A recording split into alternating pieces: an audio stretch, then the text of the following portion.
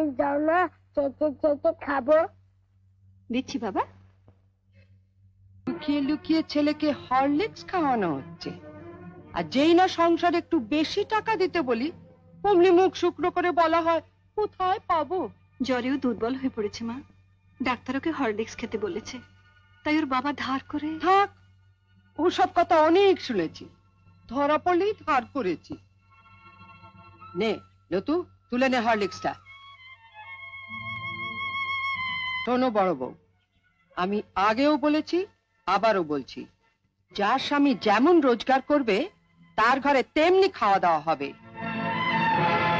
ছেলেকে যদি হরলিক্স খাওয়াতেই হয় তাহলে কর্তাকে বলো রোজগার একটু বাড়াতে, নয়তো এর পরও যদি ছেলে হরলিক্স খেতে চায় তাহলে বাজার থেকে 20 পয়সা দিয়ে হরলিক্স বিস্কুট কিনে এনে দিও। ও দিদু, ও দিদু, দিদু আমাকে একটু হরলিক্স দাও না, চেটে খাবো। হরলিক্স খাবে? ওইখানে হরলিক্স পড়ে আছে, যা গিয়ে চেটে চেটে খা। দিদু বললো হরলিক্সটা খেতে, শুয়ে পড়ে চেটে চেটে খেয়ে নেবো। কালে খাওয়া খাওয়া আর খাওয়া। ওকে মারছো কেন? ওর কি দোষ? আমি আর পাচ্ছি না ছোট, মা হয়ে ছেলেকে একটু হরলিক্স খাওয়াতে পারবো না, সে অধিকারটুকু আমার নেই।